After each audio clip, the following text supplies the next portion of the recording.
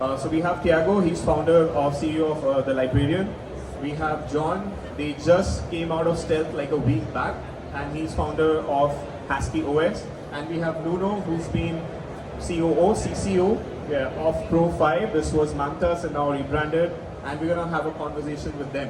So again, for audience who came in a bit later, the panel is about GTM expansion strategies for AI founders in Southeast Asia. We have very diverse backgrounds and insights from how these founders have built their products out of Singapore and how they've been scaling, what strategies have worked for them, and what can AI founders take from this panel. So quick round of intro, tell us about who you are, why you started the company, what problem it is solving, and then we can get on. Thank you. So first of all, Shivang, thank you so much for organizing this, really appreciate it. And even the booth in Hall 6, if I'm not wrong, right? Where we are all, Hall 5? Sorry, yeah, Hall 5? Between Hall 5 and 6. Yeah, okay. Okay, so my name is Tiago, I'm from Portugal. The inspiration for my startup was the fact that I hate inefficiencies, and when I'm away from my computer, sometimes on my phone I cannot get stuff done.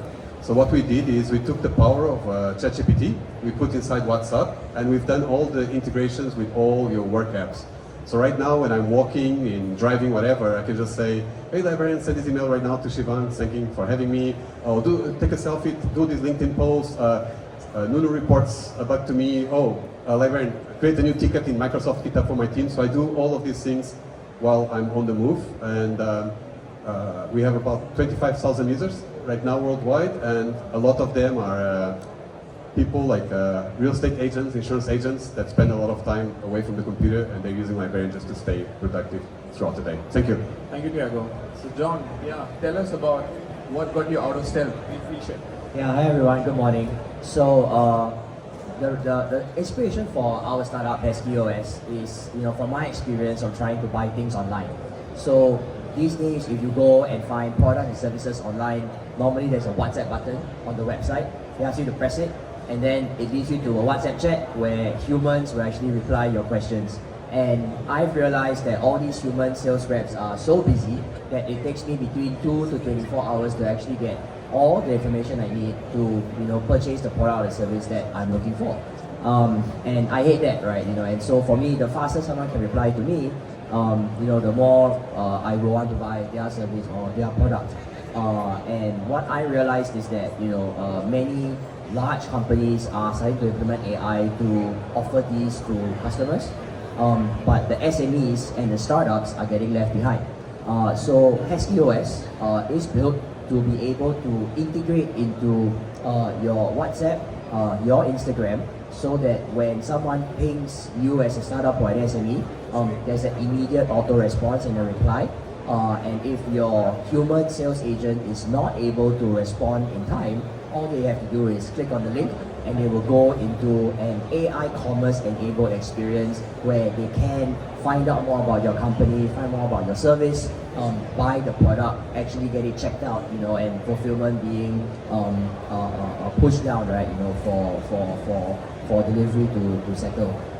So we came out of stealth last week because finally the product is ready for prime time. So if you guys want to check it out, you can go to www.haskos.com or visit us in U5, Hall 5.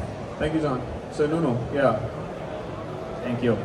So my name is Nuno. I'm like Tiago Portuguese, and I actually echo his thanks to Shivang for the amazing organization of this event and for putting us together in that booth, on Hall 5-6. So I'm the co-founder of Pro5.ai. We built in the last 4 years from the ground up an AI recruiter that basically in 30 minutes analyzes a job requirement, interviews candidates, structured hard skills, soft skills, personality test, and allows recruiters, recruitment agencies, big enterprises to really do more with less, and to actually serve their clients better and save time, save money, and optimize the recruitment process in general. Thank you. All right, so let's start with Tiago. All right, I've been using Librarian for a while, right? So we know the kind of pivots and like the quick product experiences that you've been building. Can you quickly share about what has been the most successful loop of feedback that has helped you to create the feature set so quickly. Now it's like what, 25,000 users. That's amazing, right? It was like what, 100 or 200 like a couple of months back. So any thought of like how that worked as a growth lever for your startup? Well, it helps to have good ambassadors like Shivang. So if you go to the Generative Beings booth, when Shivang welcomes you, he'll take a photo of your business card, he'll ask Librarian, send an email introducing TGB to this person, and add to my contacts. And then people are like, hey, how did you do that? Oh, it's that startup there, right? And then people come to my booth, so that helps to create a bit of virality. We do have a free version that whenever you schedule something Librarian, you do LinkedIn posts, you send an email, it says sent by the Librarian, so that also helps a bit with the visibility. And then it's like you said, like just keep listening to feedback from our users. So going back to the example of what Shivang has been doing, I had a lot of users, especially these agents, right? The real estate agents, insurance agents. They have like 800 clients. They cannot remember everyone's birthday and the partner's name and the kid's name, whatever. Whenever they save someone's contacts to Google Contacts, they ask Librarian to add something in the notes. Oh, I met this person at the Fintech festival. He asked me about the property. He's looking for a 2-bedroom, whatever, right? They put this in the notes, right? The next time I meet with Shivang, I can just take a look at the notes and see, oh, where did I meet this person and why? So that's what we've been trying to do. Like, it's an advantage of being a startup. We built so fast, right? Yesterday I was talking with a property company in Dubai. They asked last week, hey, can you integrate with our internal CRM? I gave the API manual to my co-founder. In one day, we had the integration done. So it's just something we'll do in one day. Maybe a bigger company like Google, Microsoft will take, I don't know, 1 year to do. Yeah. So speed to market, right? Especially for AI startups right now. When you have everyone trying to think about, hey, we can create $1 million business by whiteboarding a wrapper, but here you're talking about real feedback from the customers that's going into your product experience. And what I've seen as a journey is that it was very much B2C, right? People using it for their email and calendar management, and you've sort of found a sweet spot where any company with a huge frontline team for managing their CRM and leads, this becomes the ideal scenario because you are where your customer is, and that's what's up. Just a couple of things there. The first one, yes, the B2B. I realize the people that are using Librarian, they understand the power of Librarian, they love it, but then they start thinking, I'm using this for work. Why am I as an individual paying for this? It should be the company. That's what I was sharing with you. I'm shifting a bit more for the B2B side. And then regarding the features, I've been trying to be better at this. I'm a perfectionist, but the lesson I've learned, don't wait for the feature to be perfect. Just put it there, out there, and if it starts picking up, if people start complaining, hey, this is not working well, that's a good sign, then you fix it. Build in the public, right? Perfect. So that next up, John, you guys are right out of stealth, right? You just launched your product, you're going to have your early customers, but what went behind the feedback, right? What gave you the confidence that let's get out of stealth? Because I've talked to founders who've been in stealth mode for 2 years because they're just waiting for something, right? And you guys like started this 3 months back, right? In a hackathon of ours, and then now it's out there, right? And you're trying to disrupt an entire $1 trillion industry. What feedback helped you get out of stealth first?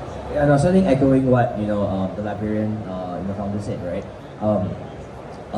From the beginning, we went to find our alpha customers, right? So from day one in stealth, we got our first, then we found our second, our third, our fourth, our fifth alpha customer, and we were constantly putting versions, features, ideas in front of them and getting their feedback. And of course, they would use it and complain a lot. It's like, I wish I had that thing, or this thing doesn't work. But exactly as you were saying, right? Those are the things that let you know that these are important features to them. And once we heard from enough of them, all of them saying the same thing about a certain feature, and once we got it right, all of the complaints kind of like dying down, and they go on to complain about something else.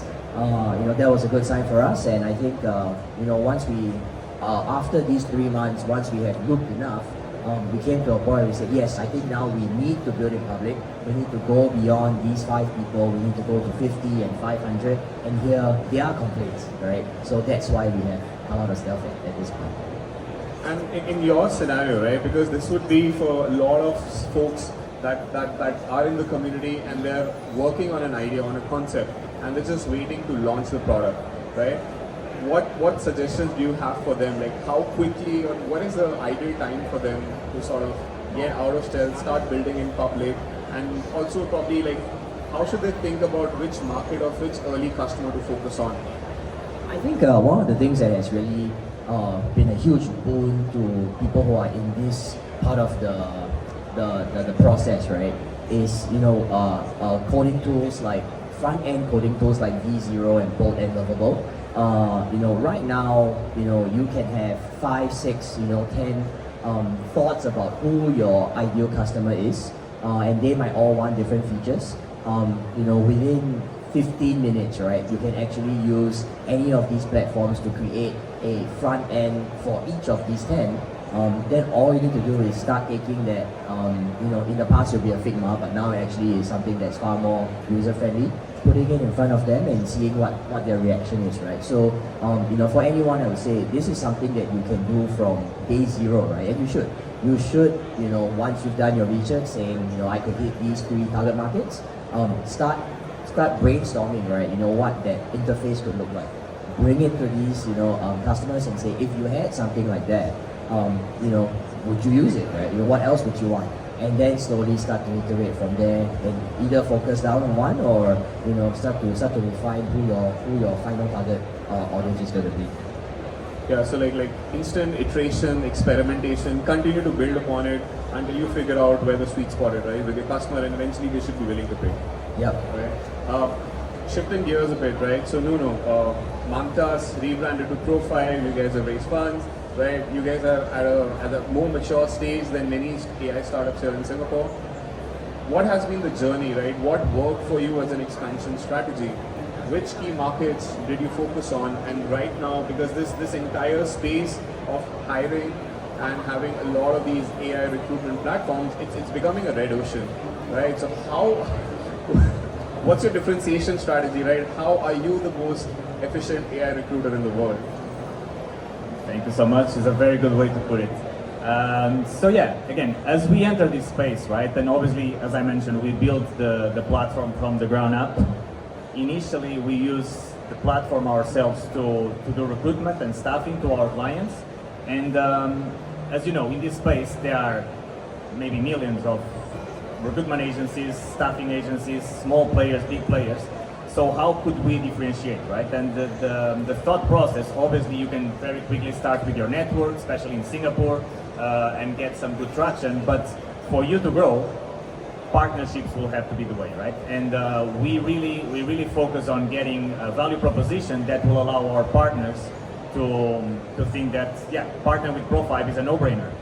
It's a win-win. We can win more clients. We can be faster. We can, cover markets more broadly. So we kind of create a strategy to start with applying ourselves to big staffing agencies and to EORs, which is a massive growing business nowadays. So we really create a value proposition for them, right? For them and for their clients.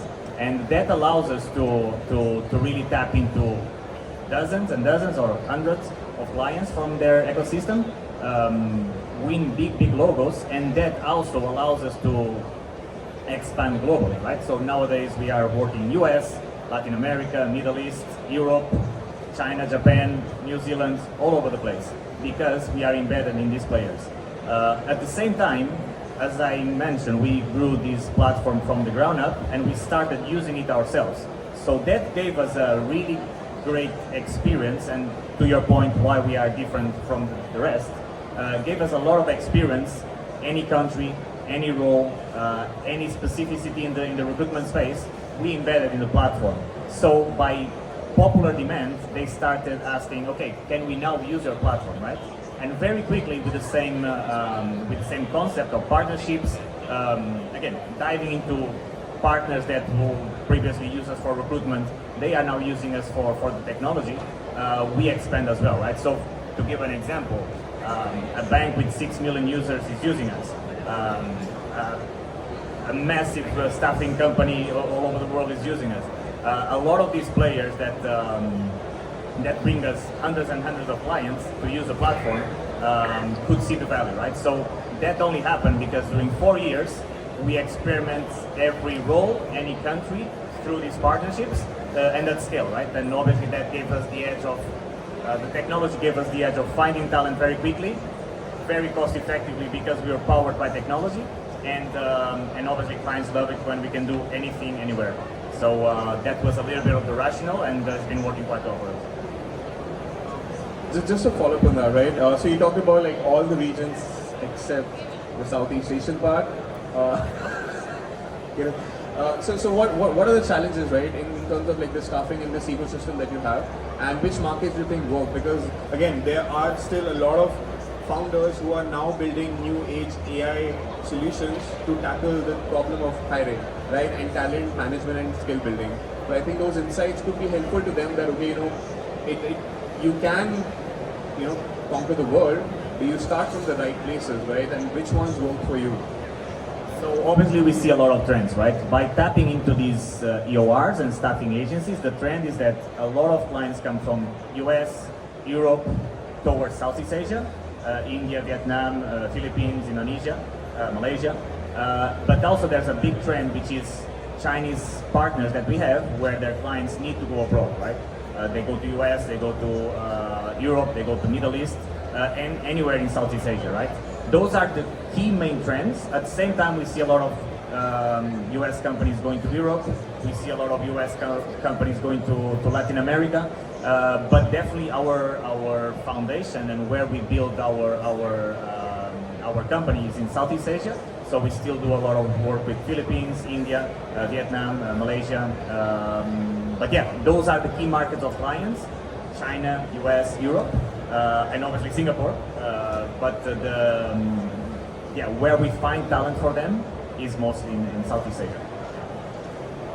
Thank you for that. So we shifted gears a bit again, right? We've been talking about the GTM strategies, right? Expansion strategy.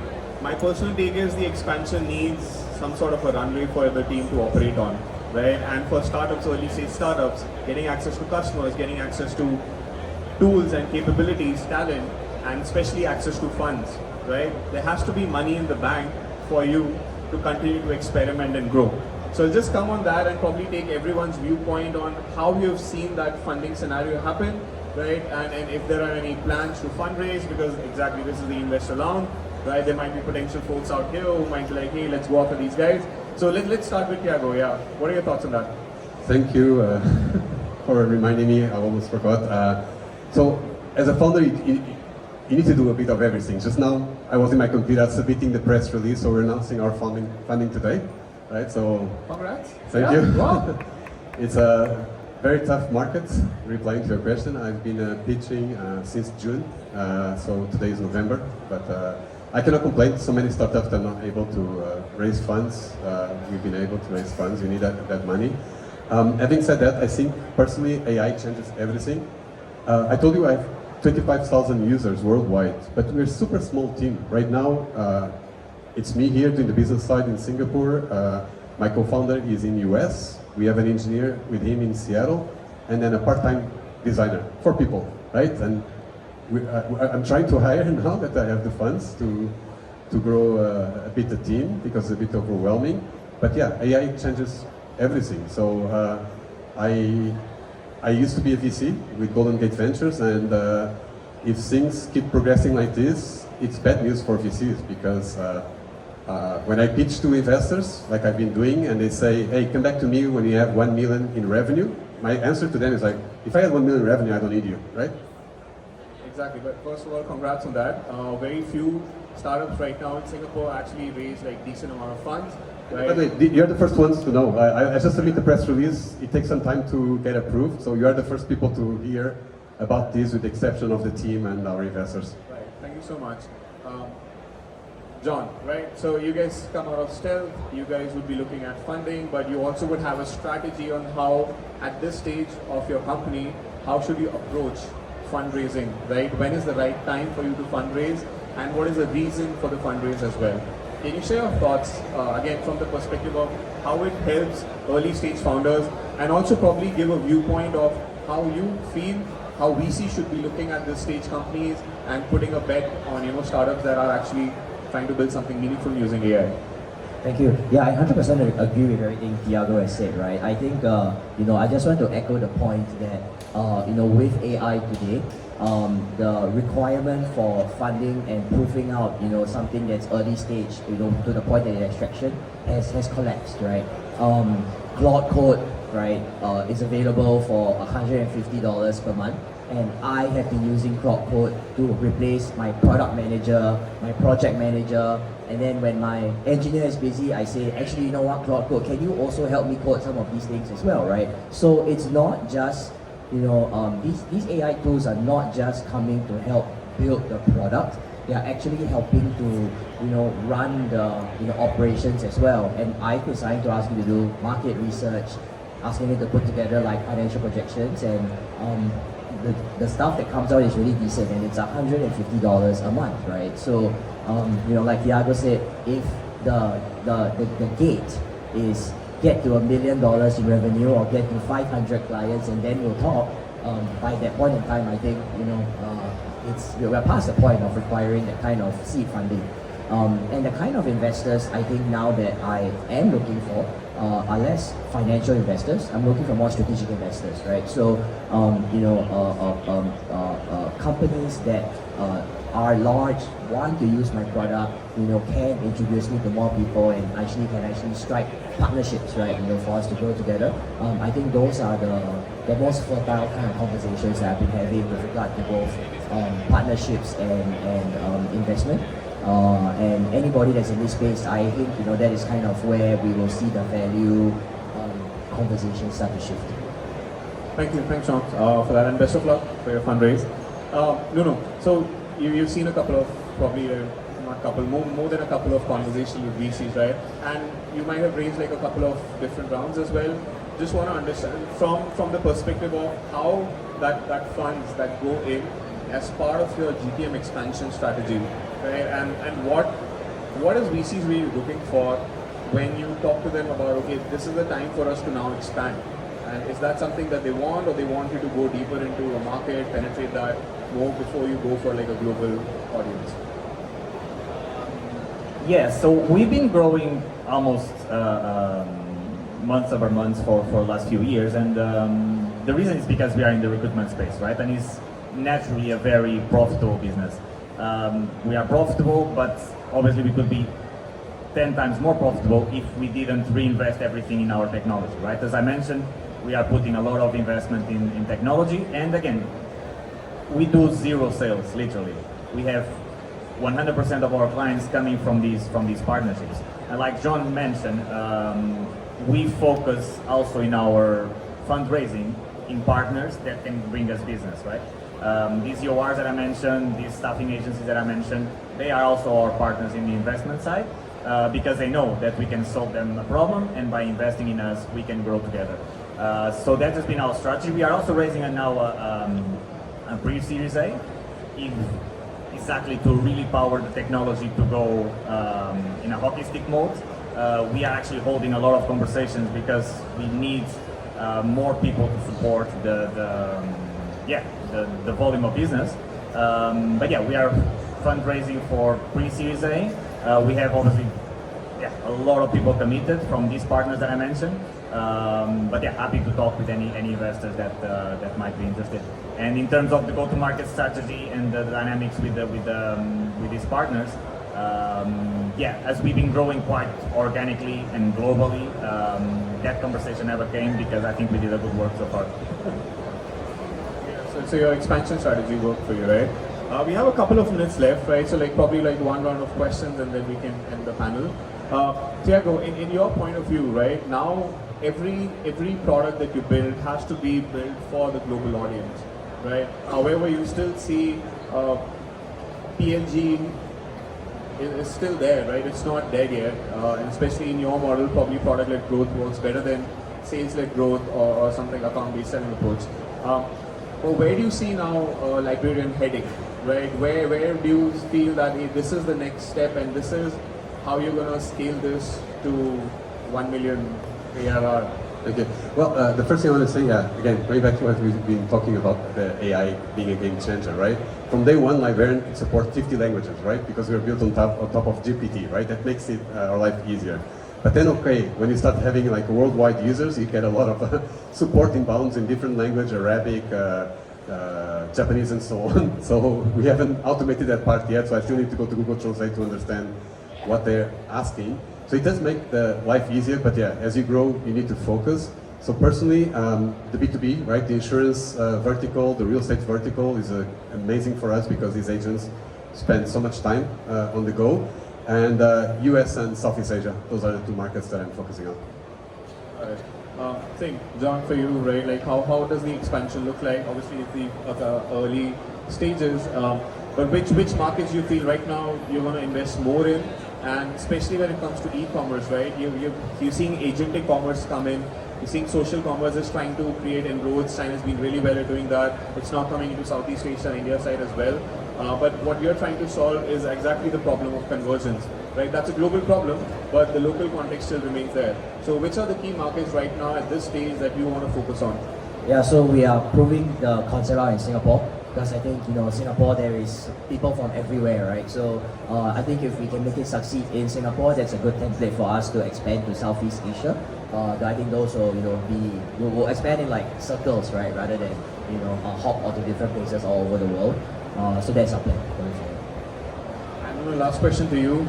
From the perspective, you're basically matchmaking platform, right? For talent, like problems and solutions, right? Talent. Where do you see the world heading, with the advent of AI, right? I know there are a lot of those like long words and quotes from leaders, but realistically, right? How are you seeing the market shift? Yeah, still needs a lot of education, still needs a lot of adoption, but what I also feel is that AI in general, not only in HR and in recruitment, which is traditional, a very old school type of work, I think that in a few years, the word AI will disappear, right? It's like internet. Nowadays, we have internet everywhere, on our phone, on our TVs, everywhere. In a few years, AI will be embedded in everything that we do, and we'll even forget the word. So that will, by default, demand that everyone implements it, that everyone understands it, and that everyone uses it, of course. Fair enough. Yeah, it'll be like electricity, right? It's going to be there everywhere. You just have to be, willing to use it for the right purposes. All right, that brings us to the end of our second panel. So thank you, everyone. It started off with like one person sitting in the audience. Now I think the entire house is full. So thank you so much. Thank you, Tiago, John, and Nuno for being on the panel.